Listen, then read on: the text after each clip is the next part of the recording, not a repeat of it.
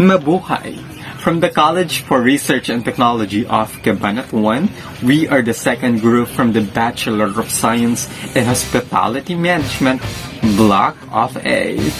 So, we the Filipinos love to play basketball and even manood ng basketball. So, sa isang pamilya nga, may isang player ng basketball. Am I right?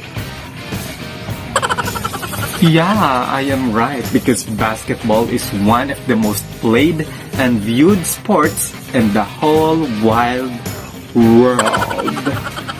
And fun fact about me, sayang daw hindi ako naging basketball player. Matangkad pa naman daw ako. Paano ako maglalaro ng basketball? Barbell lahat, barbell lahat. Enough. So for today's video, gagawa kami ng video about basketball. Kung ano nga ba ang basketball. Kung paano laruin ang basketball. Kung sino-sino ang naglalaro ng basketball. Kung paano laruin ng basketball. At ang mga rules and regulations sa basketball. So, group mates, let's go!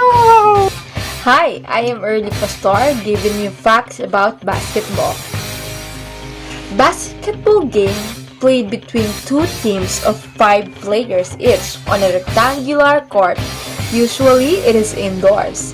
Each team tries to score tossing the ball by through the opponent's goals, an elevated horizontal hoop and net called a basket. Did you know why basketball invented? The history of basketball began with its invention in 1891 in Springfield, Massachusetts by Canadian physical education instructor James Naismith as less injury-prone sport than football. Naismith was a 31-year-old graduate student when he created the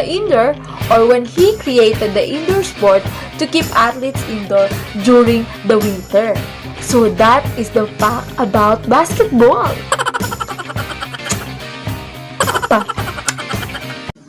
Our group chose basketball. Why we choose basketball? Because basketball is one of the most popular sports in the world. Basketball has become popular for a number of reasons. Basketball is fun to play. Basketball is a very fast and exciting piece of play. Also, each player of the court gets to play both offense and defense, and the role of each player are only loosely defined. Basketball is a game to make a goal and score points. A goal is made by shooting the ball through the basket or hoop. Basketball is one of the most popular sports in the world and one of the most widely viewed. It is one of a type of team sport because it involves 2 teams of 5 active players. Basketball is a team sport in which 2 teams, most commonly of 5 players each, opposing one another on a rectangular court, compete with the primary objective of shooting a basketball through the defender's hoop while preventing the opposing team from shooting on their own hoop. The main objective of basketball is to make a goal and score points. A goal is made by shooting the ball through the basket or hoop. The goal post or basket for a team is in the opponent's court. Playing basketball helps to improve motor coordination, flexibility, and endurance. It also encourages speed, agility, and strength. These skills are shown to have a positive effect on promoting a healthy body weight and encouraging more physical activity, which can enhance cardiorespiratory fitness and self-esteem.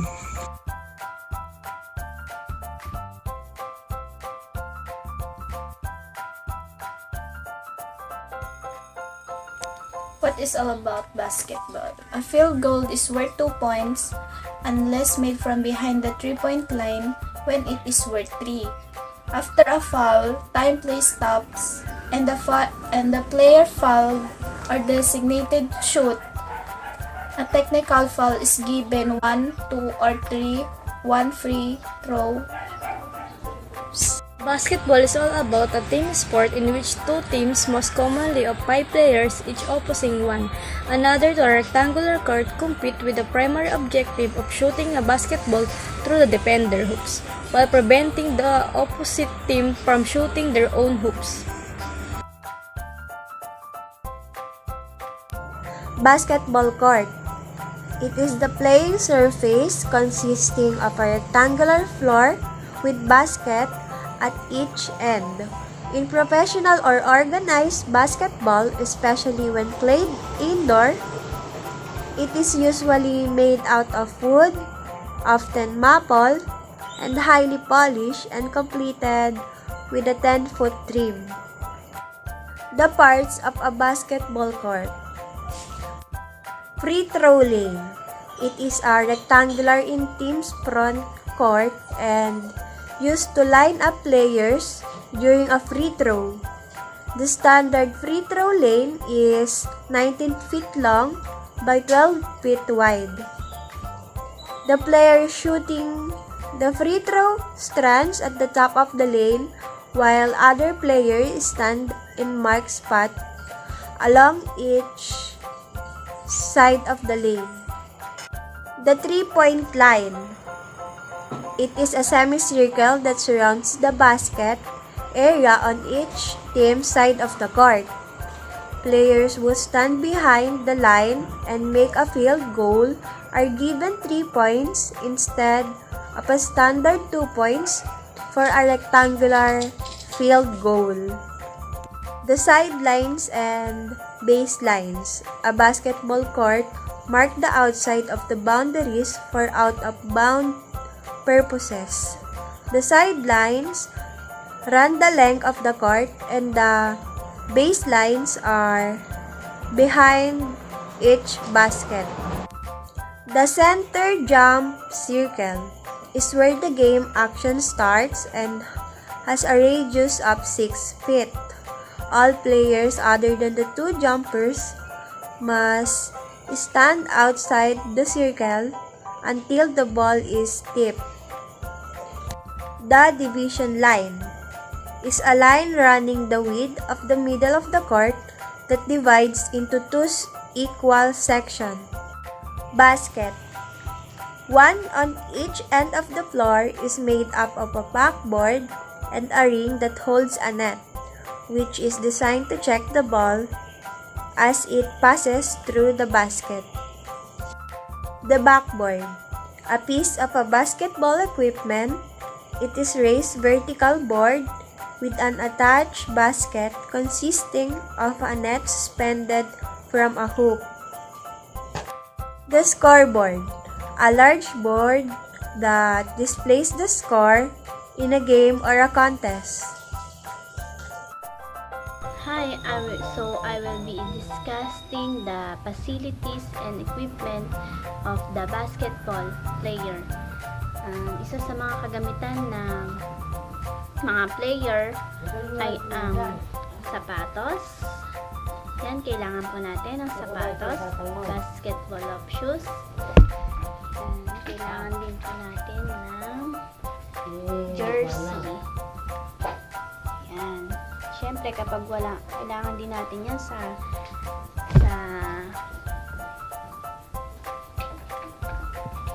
basketball. Yan, jersey short. At kailangan din natin ng ito po, kailangan po yan yung sa timer. Yan po. Timer, nagbibilang po yan. And then, kailangan din natin ng whistle. Yan. Then, kailangan din po ng scorebook. Ayan po yung ginagamit sa mga basketball. Scorebook. Then, kailangan din natin ng bola at yung net. Yan po yung mga equipment ng mga basketball player. Po natin ang bola. Hi! So, andito nga po pala tayo sa aming court. So, I will be discussing the facilities of the basketball ito nga pong line na to, makikita po natin, ito po yung tinatawag na sideline. At ito na din po yung tinatawag na baseline. At ito naman po yung nasa itaas po na yon ay tinatawag natin ng net. So, ito naman ang tinatawag natin feature line. At ito naman po yung center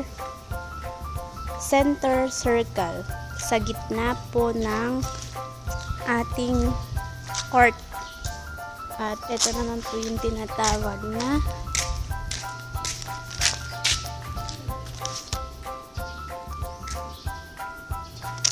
mid-court line. Yan po yung diretso na yan, yung sa gitna. Ito naman yung 3 points line. Ito yung tinatawag na 3 points line. Yan po yung bahagi na po na yan. So, yun lang po. Maraming salamat.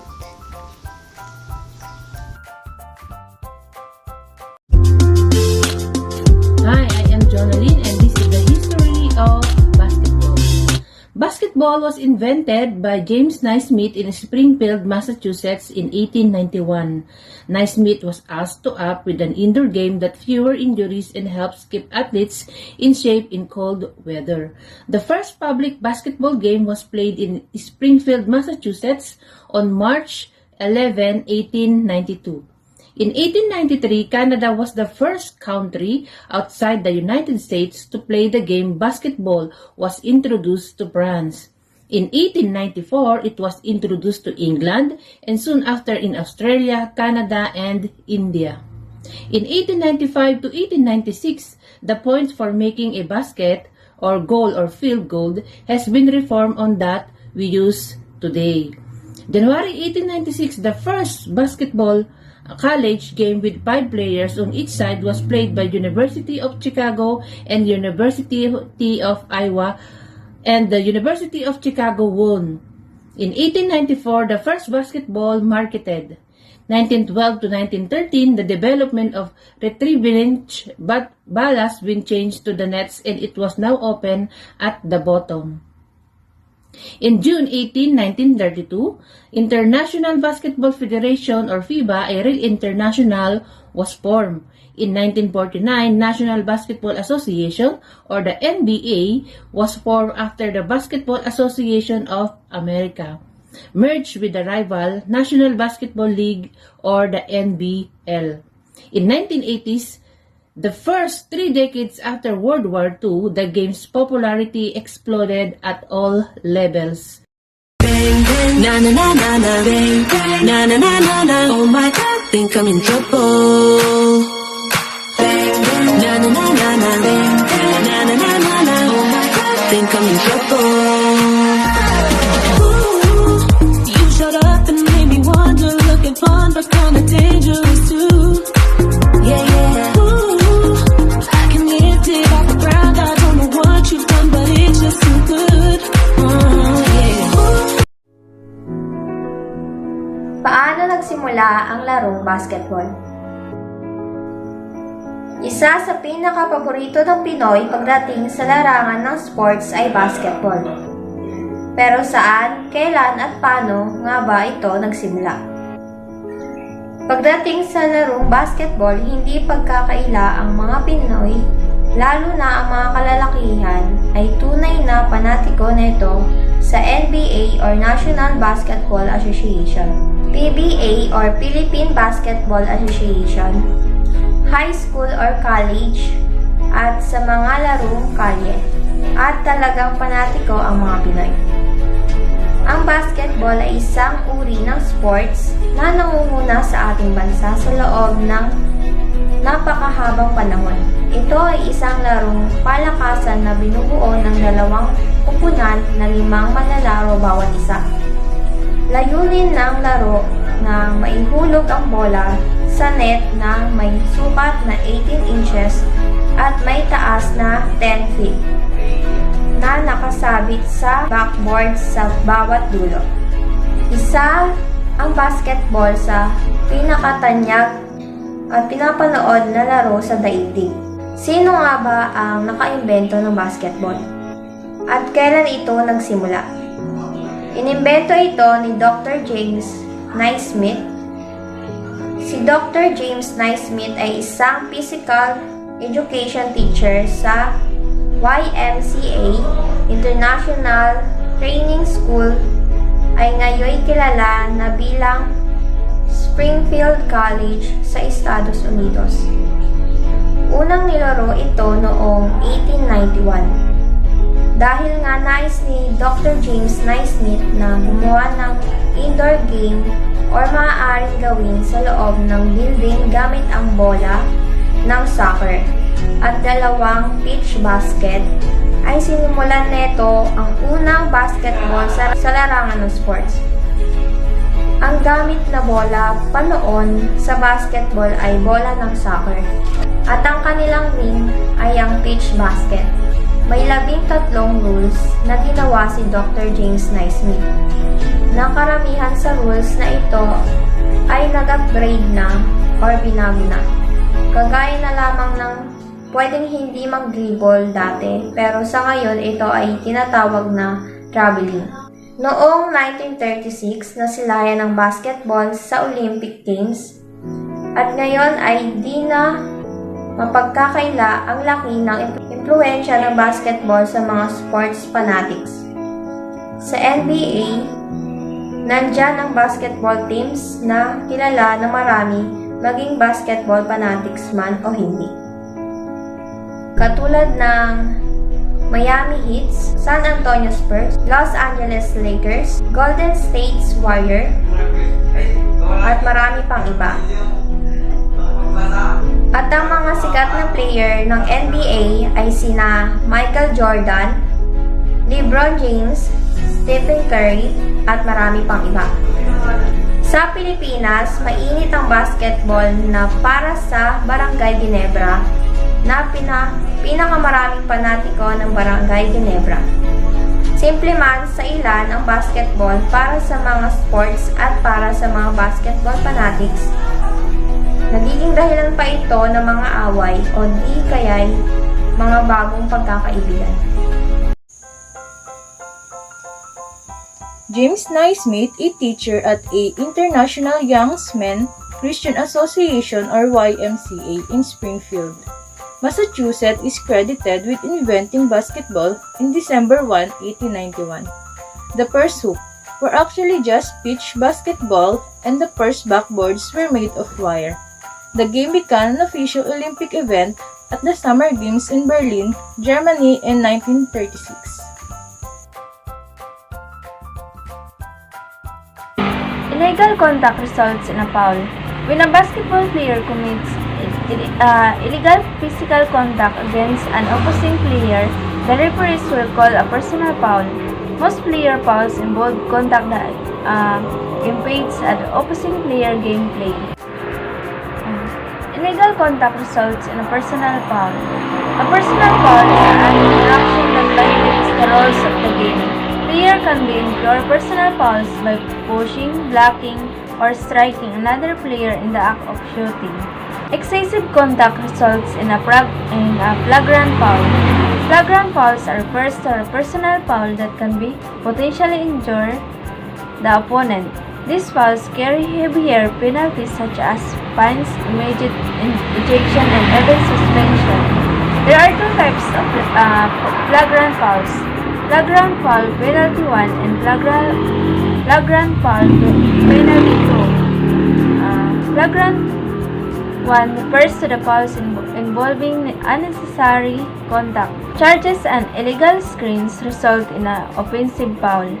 An offensive foul is a personal foul that offensive players commit when their team possesses the ball. The two most common offensive fouls are charging and illegal ball screens. Certain rule violations result in technical fouls. A technical foul is a penalty for violating the game's administrative rules. Officials commonly assist technical calls for biting and verbal approval. Often assist coaches with penalty if they are so abrasive when disputing a call. What's up mga ka-PE? My name is Mergin Vibo Tabara from BSHM2A. Now I will share with you the some rules and regulations in basketball. Number 1. Only 5 players per team on the court. The NBA, WNBA, and NCAA basketball, each team 5 players on the court. If the team breaks this main rule, they will lose possession of the ball. Sometimes this is inadvertently happens, particularly at low levels of the game when substitute players check into the game and others don't leave the court in time. And number 2, score more than your opponent to win the game. A team score more field goals than the other team. A field goals refers to any basketball player scores during gameplay. Goals can be worth 2 or 3-point field goals. Shot from inside the arc that designates are worth 2 points. Field goals shot from outside the arc are worth of 3 points. Field goals can take the form of jump shots, layups, slam dunks, and tip-ins. And number 3 is scores within the shot clock. Teams have a limited amount of time to shoot the ball during a given possession in the NBA and WNBA. Teams are allowed 24 seconds to the possession before they must shoot, while NCAA teams are allowed 30 seconds. The clock mounted above the hoop on each side of the court displays and counted on the time allotted. Thank you! Good day everyone, my name is Meruz Adacus, BSHM2A. Rules and Regulations number 8. Defenders can interfere with a shot on a downward trajectory. After the offensive player shoots the ball, it is illegal for a defensive player to interfere with it once it begins its descent toward the rim. This interference is called a goaltend and will result in an automatic field goal for the offense. Number 9. Defenders can legally block or steal the ball. The defending team's goal is to prevent the offensive team from scoring by either stealing the ball, blocking the ball from entering the basket, or using defensive tactics to prevent an offensive player from shooting and scoring. Number 11. Each team is allotted a certain number of fouls. The NBA allows each team a total of 5 fouls per quarter. Once a team surpasses this allotment, they go into the bonus, which means the official will award the opposing team with free throws for every additional foul that a player commits in that quarter of play. In the NCAA, these foul shots are known as one-and-one shots, which means that if a player makes the first free throw, they receive a second free throw. If they miss the first free throw, either team can rebound the errant shot and claim possession. After 10 teams, the opposing team gets a double bonus, which means they get to take 2 foul shots. Number 10. Defenders must leave the feint after 3 seconds. The area directly in front of the basket is sometimes referred to as the feint or inside the key. Offensive player may not camp out in this area waiting for the ball or an offensive rebound. Any individual player can spend a maximum of 3 seconds at a time in the space before they have to move. Once they step out of the feint, they can return. If the referee notices a player hovering in the feint for over 3 seconds, the team will receive a 3-second violation.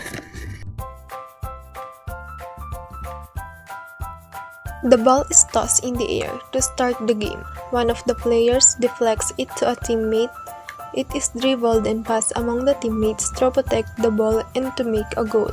The basket or the hoop is placed horizontally at the height of 10 feet on a backboard. Each team tries to protect the goal on their side while trying to make a goal on the opponent's side of the court.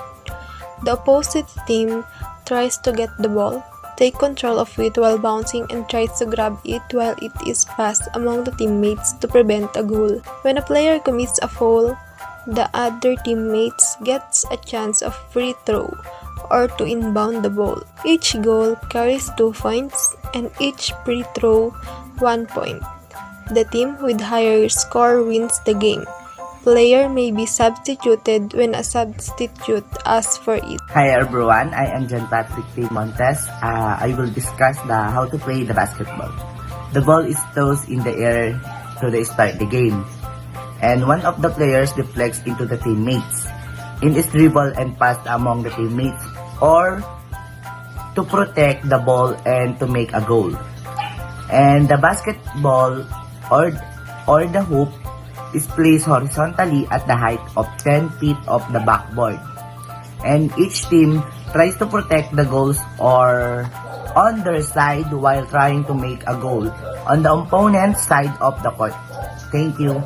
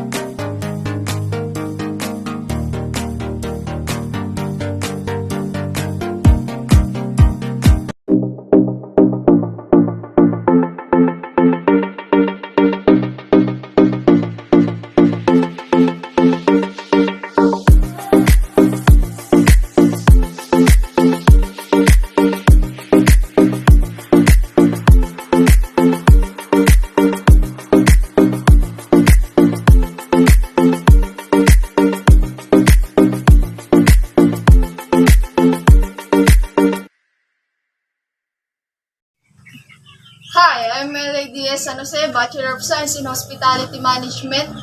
Ngayon, ipapakita ko sa inyo ang basic skills sa basketball.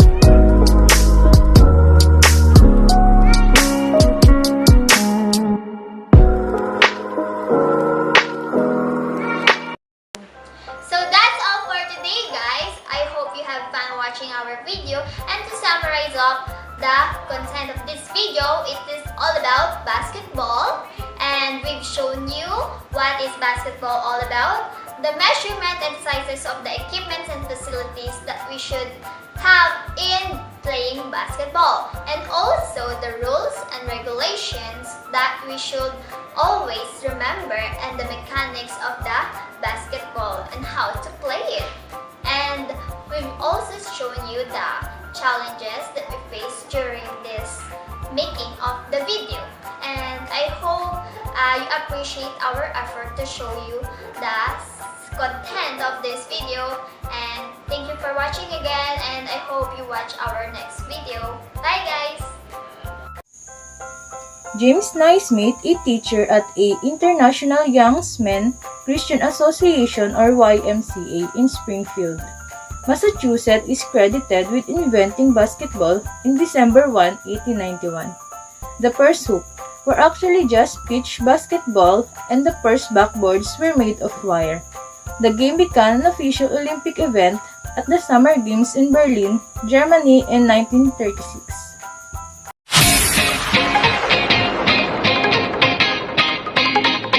So good evening everyone. I am read you about briefly statement playing basketball. So what I learned about the basketball, I learned about the basketball is that sweating because you get the right exercise and release sweat from your body. challenging part for me is the playing basketball because I'm not used to basketball and I'm not that good playing like that. So I found out to make a video about playing basketball, I'm really just a little bit challenging. I had a hard time with the right dribbles and the right shooting because most men only knows about playing basketball. So what we know about women playing basketball. So I also had a little bit challenging to handle play basketball. My favorite part of basketball is shooting.